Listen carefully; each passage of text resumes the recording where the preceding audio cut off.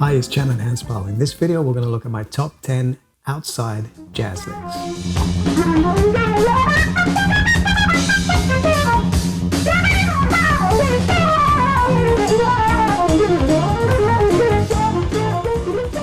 You know, there are no hard or fast rules to playing outside. That's one of the things about this technique is, you know, I've had students in the past ask me, how do you do it? And, well, there are some obvious pointers that you can give a student. You know, you can play a semitone below or a semitone above. You can do the sidestepping technique. You can apply Coltrane changes. You can do all these things.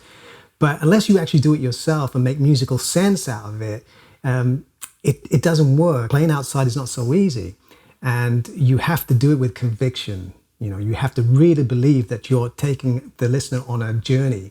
And when you play outside, you've got to make that statement and run with it. You've got to be ultra confident that what you're playing is going to work.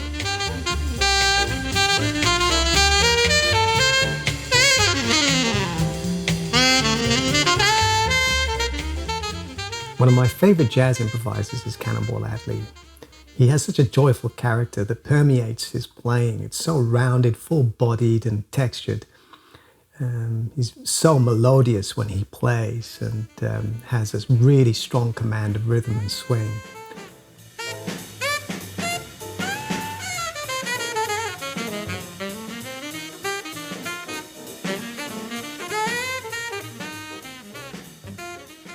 I want to begin by focusing on a short extract from his solo on Milestones from the Miles Davis 1958 album. Now, Milestones was a precursor to some of the modal experimentations Miles Davis was about to explore for the follow-up album, Kind of Blue.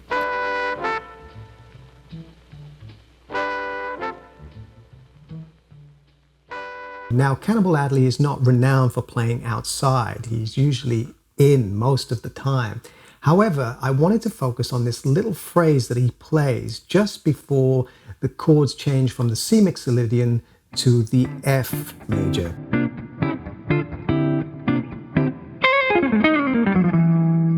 Now, in his solo, he's playing around the C mixolydian sound.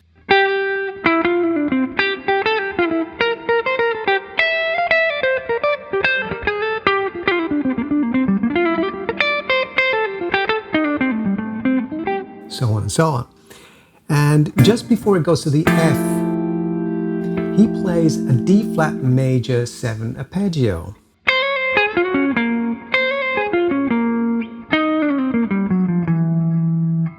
So just before it goes to the F major 9, he's implying G flat major 9 resolving to the F major 9. And then this little run that leads chromatically into the major 7th of the F major chord.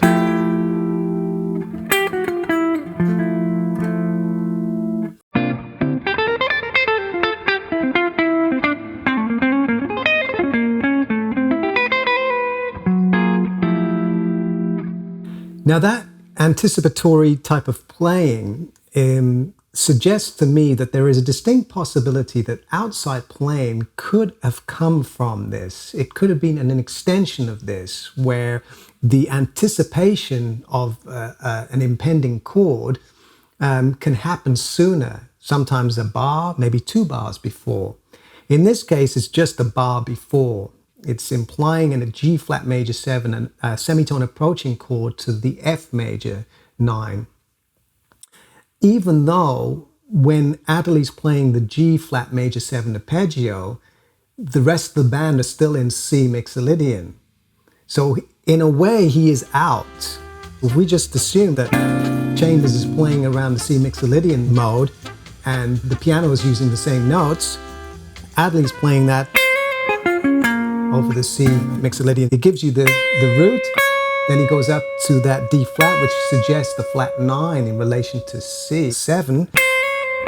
Then it goes to the sharp 5, the natural 4, flat 2.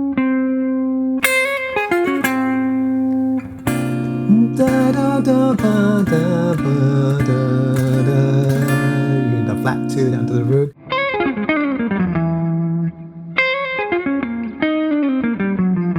If you're an improviser and you're transcribing, and you come upon this extract and you say, well, that D flat major. So does that mean that whenever I'm playing a dominant chord, I could possibly play, depending on context and how you frame it, I could play a major 7 arpeggio based on a semitone above the root of a dominant chord. So for example, if you're jamming in C7, you could possibly play the D flat major 7 arpeggio over the C7. So while the rest of the band are in C7, you're implying a D flat major 7 arpeggio. Because in a way, it's suggesting an altered dominant chord. You've got the flat 9, so it's giving you that sound for a moment. And it gives you the sharp 5.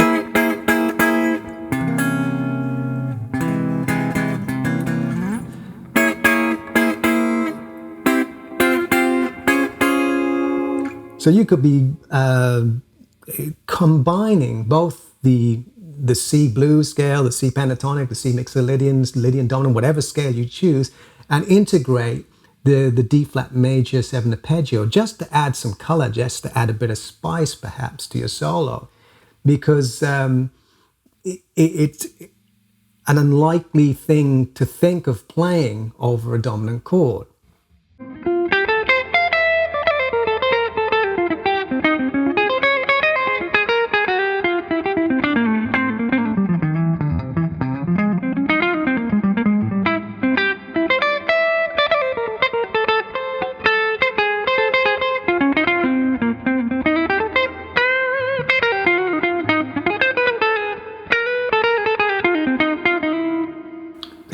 Something like that.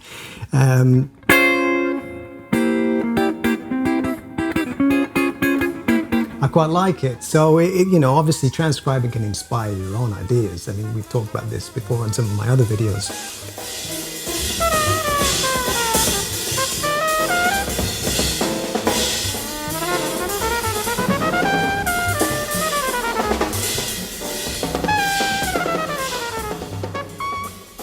Number 9 is an extract from the solo on Footprints by Miles Davis.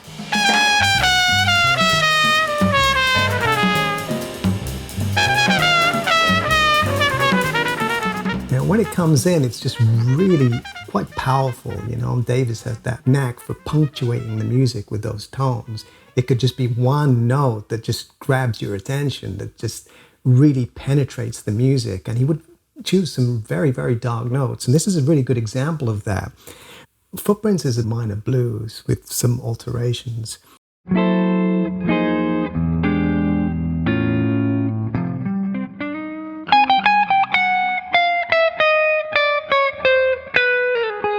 And he lands on the flat 6, so he's implying a minor with a flat 6. I'm giving you that sound. Flat 5. Then he goes down to the 4th, the second time round.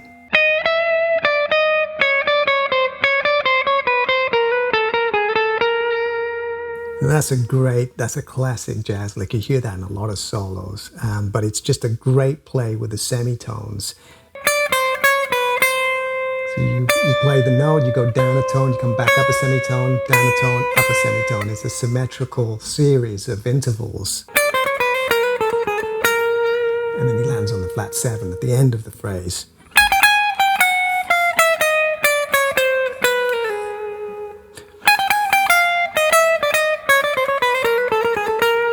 That's great.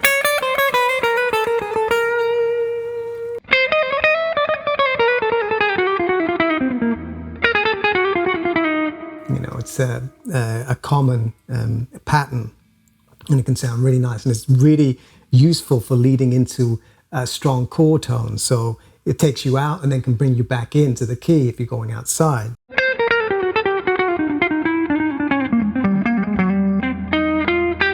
And in again. And go out. And back in again.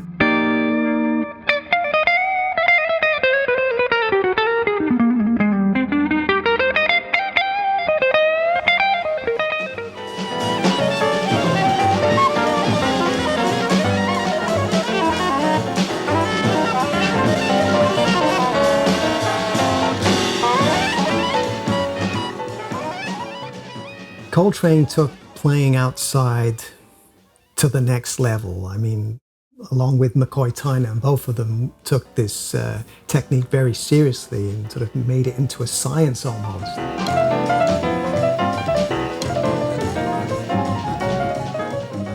Coltrane initially experimented with what is now known as the Coltrane changes. You know, the best example of this, or the most familiar example of this, is from Coltrane's Giant Steps, where you have a set of chord changes that move. The modulation occurs quite rapidly throughout the piece. It's played very fast too, so you have to really have your wits about you when you're soloing over it.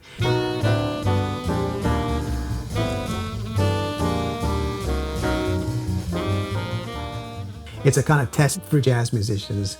I understand that it's a test, but sometimes it can just be a lot of nonsense. People take it too seriously. You know, unless you can play Giant Steps at breakneck tempo, then you're not a jazz musician, which is utter nonsense. But it is a good test, nevertheless, if you're not thinking of it competitively. If you're thinking of it as expanding your vocabulary, then it's a brilliant exercise. So as the 60s progressed, Coltrane's playing became more and more outside. It got to the stage where it was beyond the notes, you know. People say beyond the notes as it's a kind of mystical thing. It can be perceived that way, but if you listen to him play in the later years, it's on another level. I mean, it is brutal.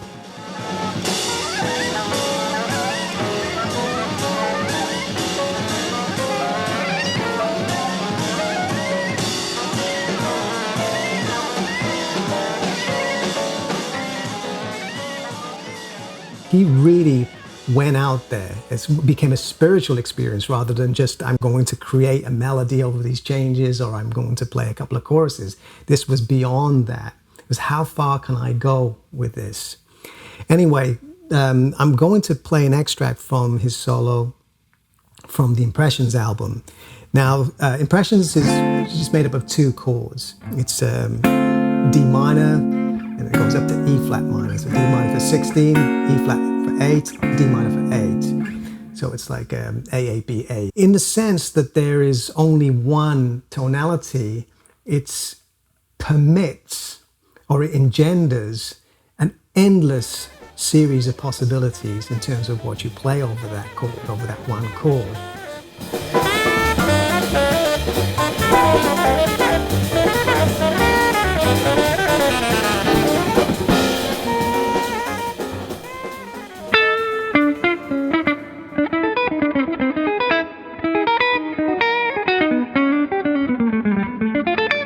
If we slow this down, the implication here, while we're over D minor, is a minor major 7 sound.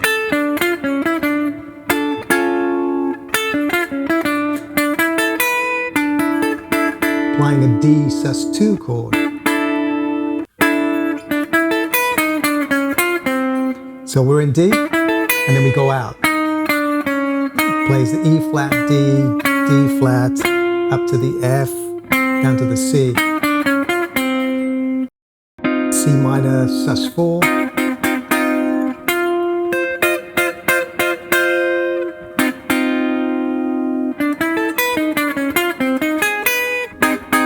Here we're playing an A flat major. Then E major. B flat minor, flat 5 chord.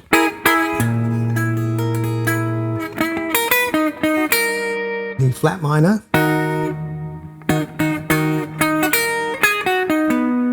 B major.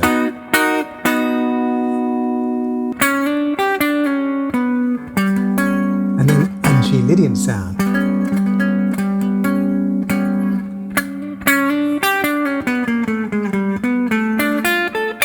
And then chromatically from that B, B flat A, A flat G, it goes up, outlining a D minor arpeggio.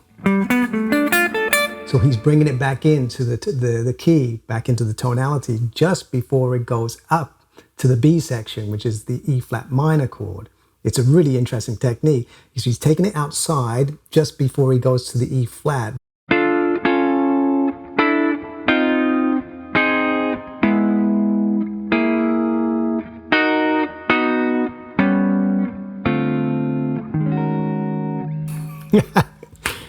It's just loaded, as you can see, with all these different triads happening over that D minor tonality. So this is a really good example of taking outside playing very, very seriously.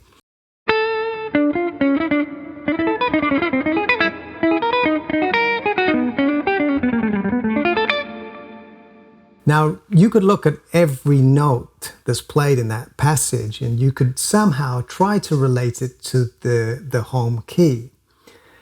But I don't think Coltrane is working that way. I think he's beyond that.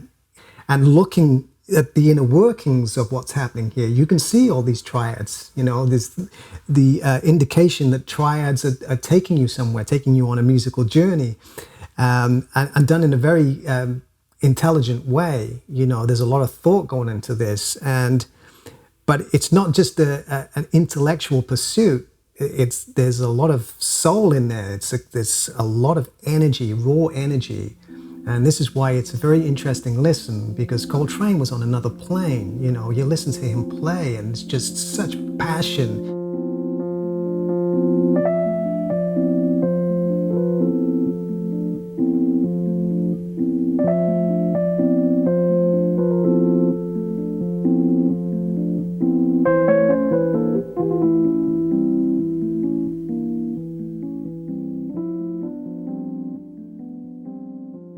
Number 7 is La Fiesta by Corea, and in this particular solo, Korea's playing around the E Phrygian mode, but goes off into other scales and outside notes. His solo in this is just unbelievable. I mean, it's fierce.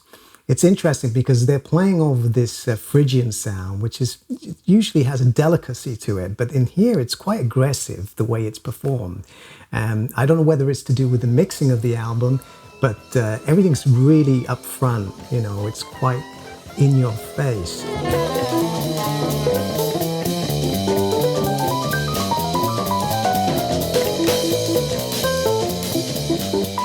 Even though it's basic chord progression, the notes that Corea chooses to play over that, the substitutions he uses, really, really interesting. So I'm going to play an extract from that solo. Actually, it's the very beginning of his Fender Rhodes solo. And the notes that he's playing are just Phrygian, really. Over the E major to the F major.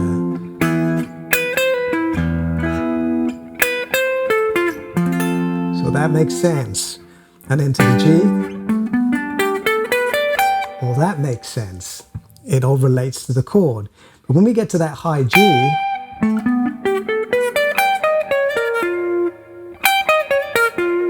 he's going out. So I had to listen to the left hand and I could garner certain harmonic information.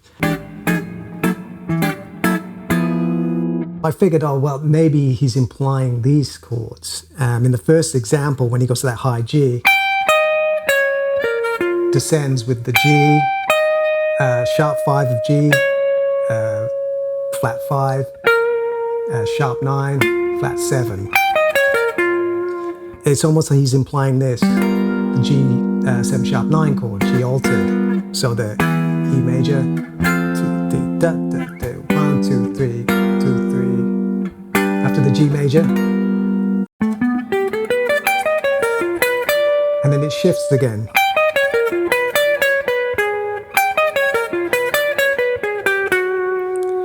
And after that G altered, it's a E major over F chord. Okay, so it's implying like a diminished scale. And you can form E major over F from a diminished scale.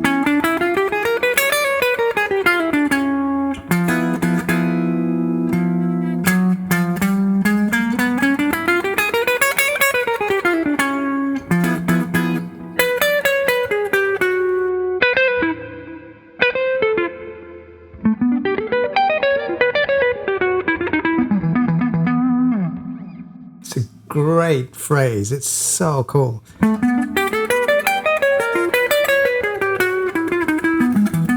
That sound of the Fender Rhodes, you know, it's slightly distorted and you just can hear every note crystal clear.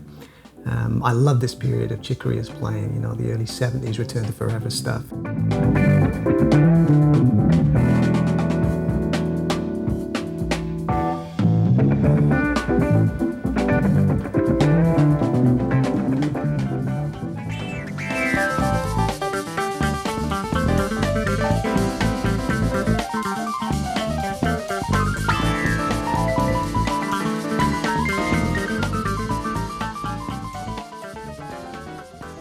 At number 6 is Herbie Hancock's solo from Kuru's Speak Like a Child, which is from Jaco Pastorius' first solo album.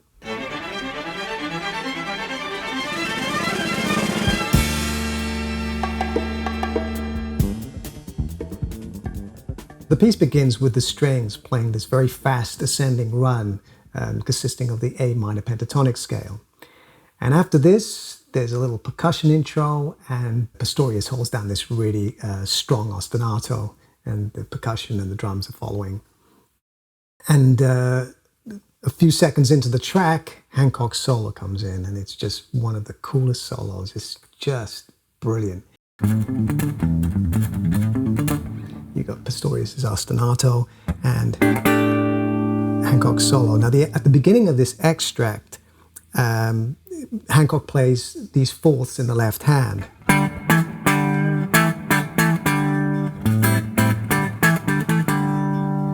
Setting up nicely for the phrase that happens after that.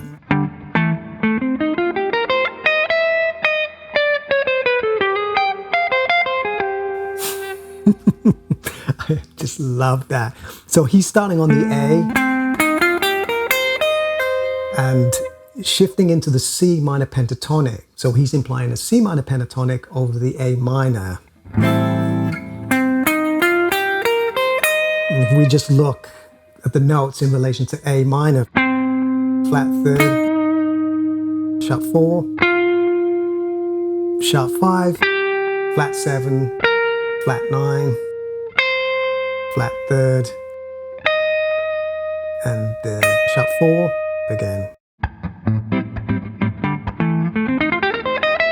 And it slides from the sharp 4 to the 5, and then back down to the sharp 4. And descends chromatically.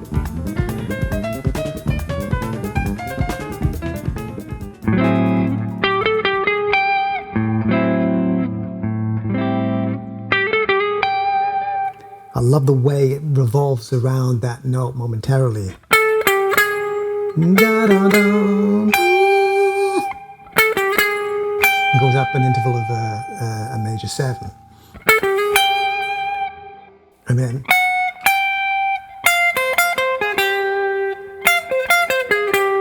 it's almost like it is an F minor.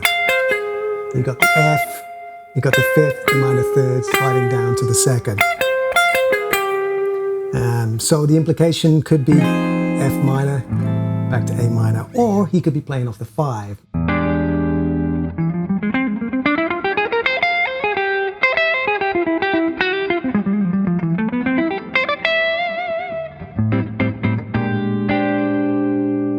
So we've looked at sidestepping and playing multiple triads over one tonality, but this is another really, pardon me, this is another really good way to do it, is if you're in A minor, you can play off the 5 and create this tension before you resolve back to the tonality again. So for example, here, he's really implying that.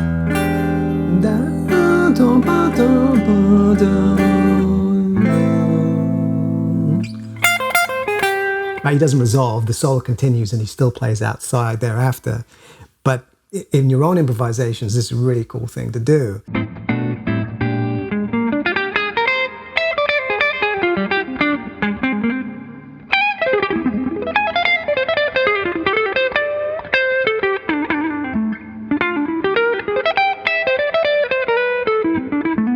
Out.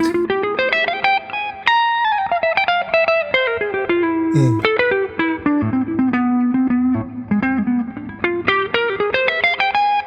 Out.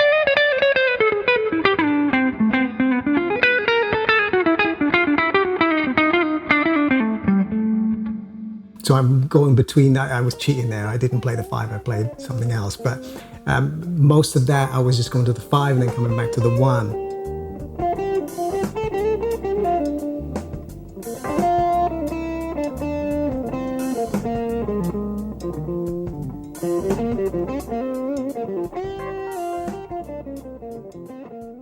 At number 5 is John Scofield's Who's Who.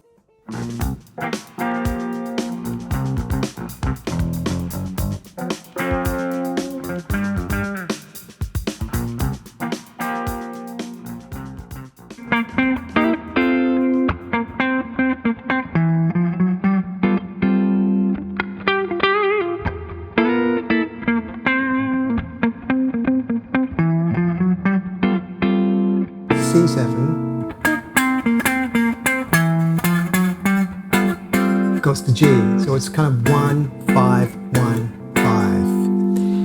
And at the beginning of his solo, so he doesn't even wait, because usually when you play outside, you wait a little bit. He's just in straight with, very bodacious. I'm going to play outside in the first part of my solo. Instead of playing the G around the G7 tonality, he's playing the G flat tonality. So you get this.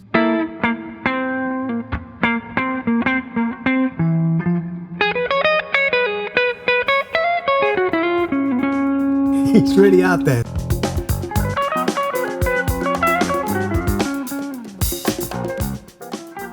When he goes to the D flat dominant sound, we're still on G. We're still on G. Now this is has a parallel to the Cannonball Adderley extract we looked at earlier on, because he's implying the D flat sound just before it resolves to the C. So he's creating extra tension there. So when it goes to G7, he's already playing a semitone below the key. But then resolving to that D flat dominant sound before it goes back to the C7, which is a cool device.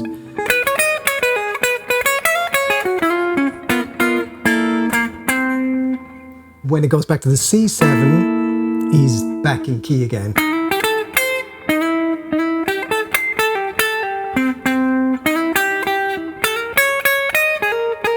Goes to the G7 and he's playing in G flat 7.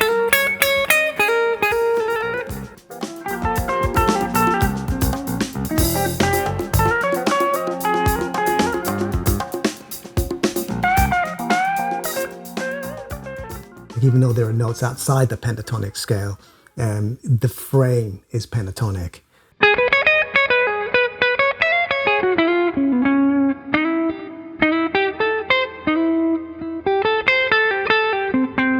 Again, the major pentatonic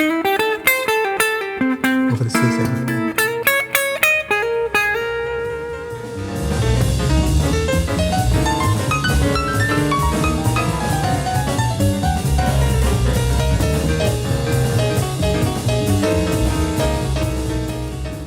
At number 4 is Kenny Kirkland's solo from Chambers of Tain.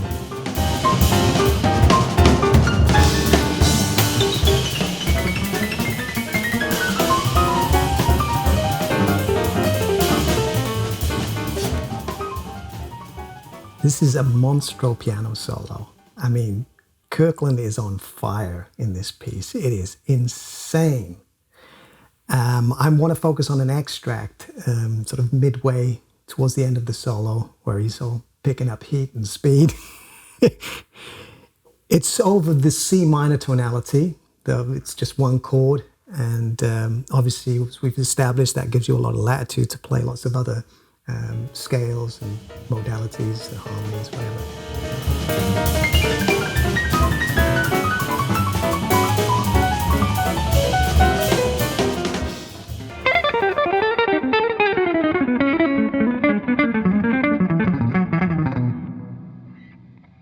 At the beginning, he's playing the C Dorian.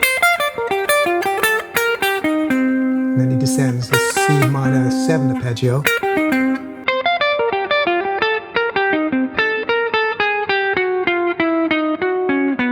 And while that's happening, he's playing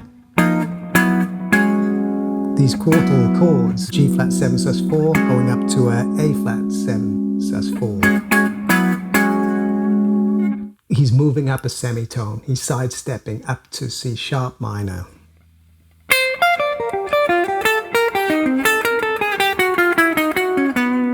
But doing it with minimum effort, using chromatics. Playing off the 6, flat 7, natural 6, chromatically down to the 5th,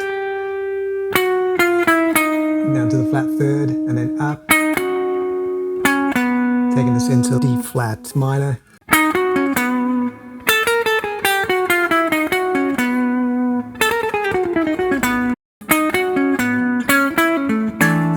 He plays the E7 sus4.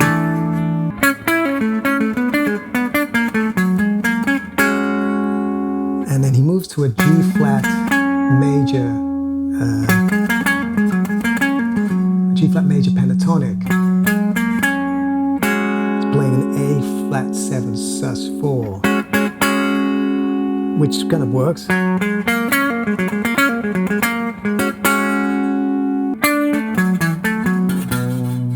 of almost derived from the B minor pentatonic, save for the C sharp there. And then he ends with a, which is part of the, it's like a B Phrygian dominant scale, which is the 5th mode of the E harmonic minor scale.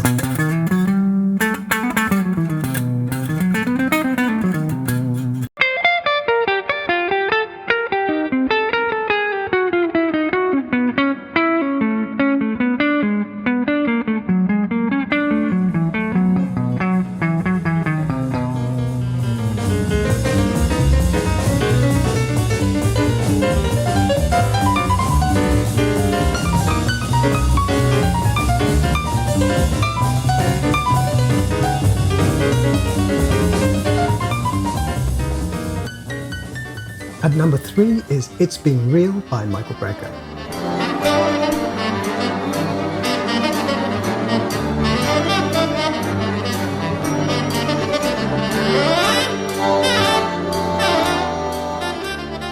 This piece has a real folk element to it. It's almost like an Irish folk dance or something.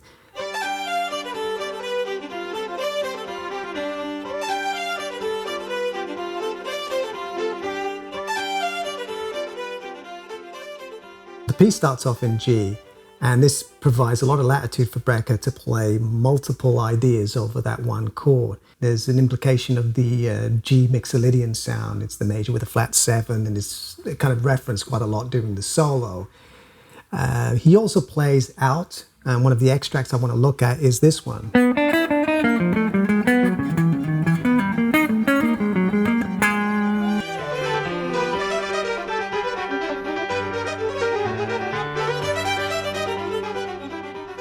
He begins with the major 3rd, 5th, 6th. It's pretty straightforward enough. He goes to the sharp 5 and then descends E flat, B flat, F. So it's chordally is the implication. G major and F7 sus4.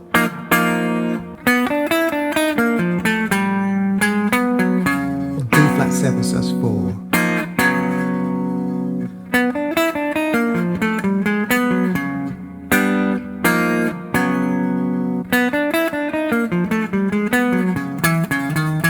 After the F7 sus4, it goes up a semitone. So we could look at the F7 sus4 as maybe a C minor 11 without the C. But when it goes up a semitone, the root is introduced, and this root is D flat. So that's the kind of sound you're getting.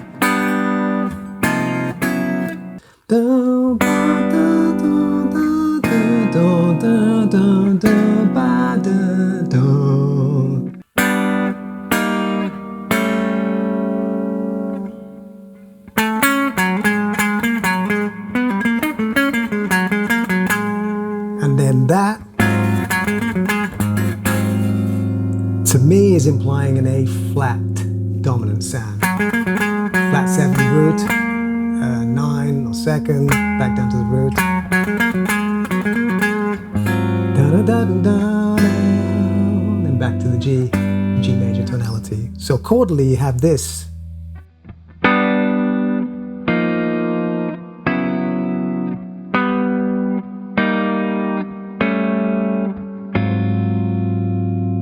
Interesting. So G major, F7/4 or C minor 11 without the bass, D flat minor 11, G major, an E flat major, and a G sus2 flat 5. Now this one, from a technical standpoint, took a little while to play on the guitar. I mean, none of these are really particularly easy because they're being played on other instruments. Obviously, there are mechanical restrictions on the guitar for certain phrases, certain intervallic leaps that happen very quickly. So there's a lot of work and effort needed in order to play these up to tempo. When I started playing this one, I was playing it like this.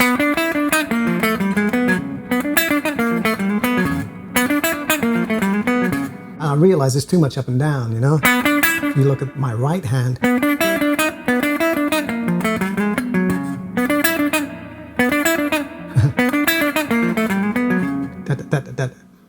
so I figured this way out. Just had more facility to it. So when you're transcribing these solos, if you transcribe them from other instruments, it's getting the notes, but also spending some time to find out what's the most expedient way to play it.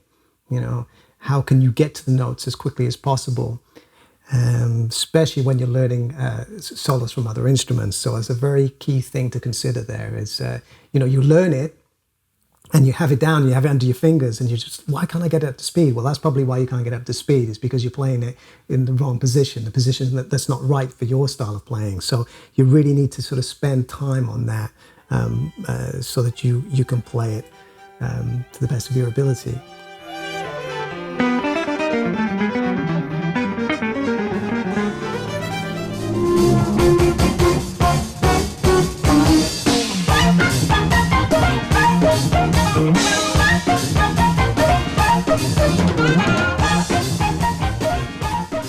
At number 2 is Big Idea by the Brecker Brothers.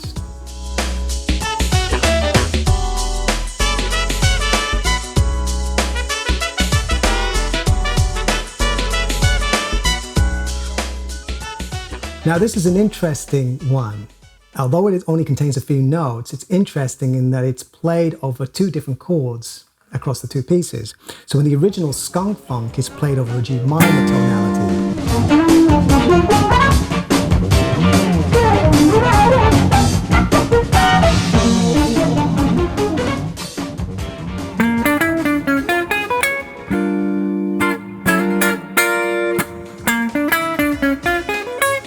And in the Big Idea,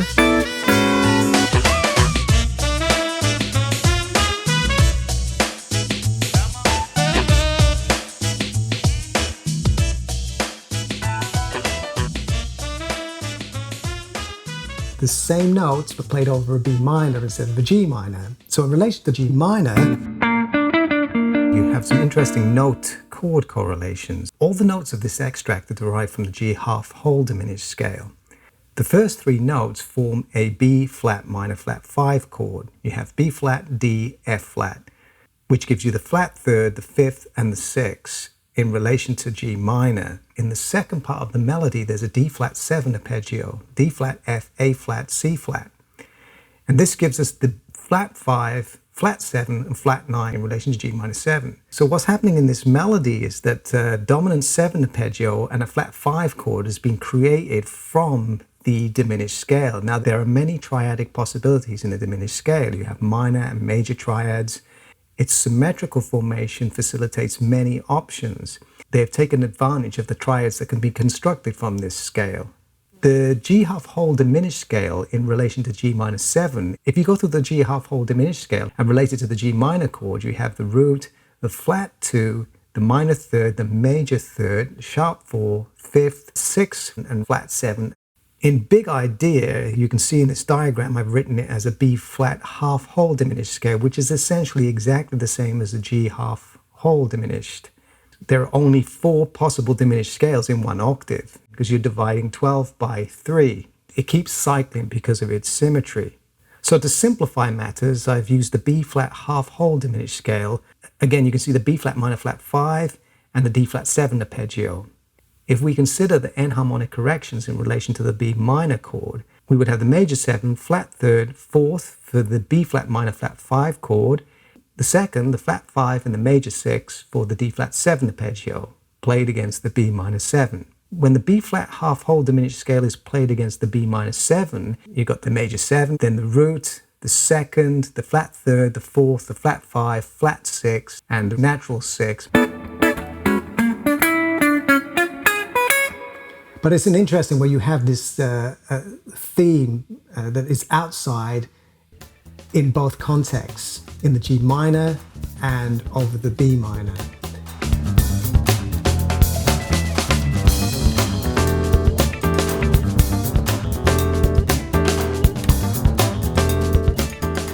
At number 1 is Road Rage by George Duke.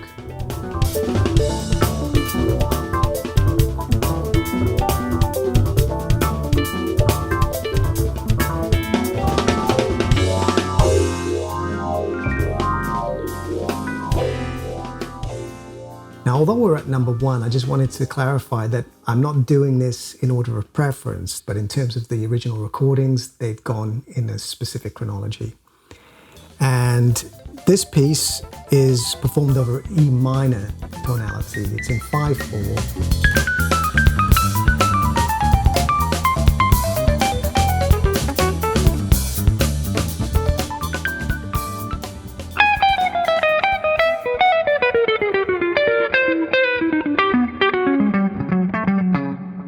At this point in the solo, Duke is playing chromatically from the major 3rd, so we're in E minor,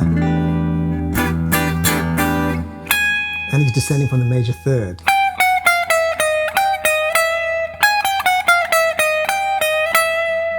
And then taking us back into the minor sound with the major 7. But just the fact that he's starting on the major 3rd,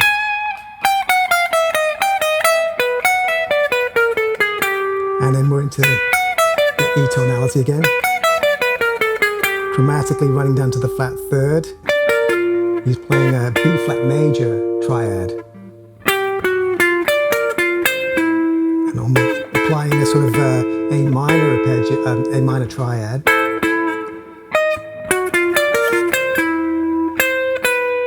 So he's emphasizing the flat 6 down to the 5th. Chromatic run from the root to the flat 7.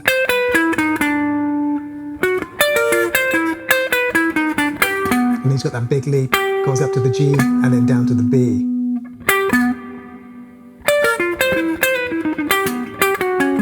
And it takes it really out there, quite jagged here. Flat 3rd, down to the 2nd, down to 4th.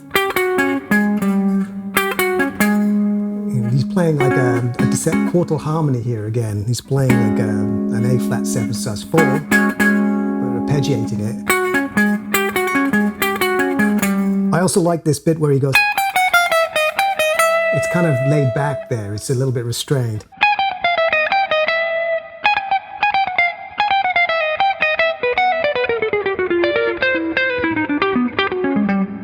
Really, really cool.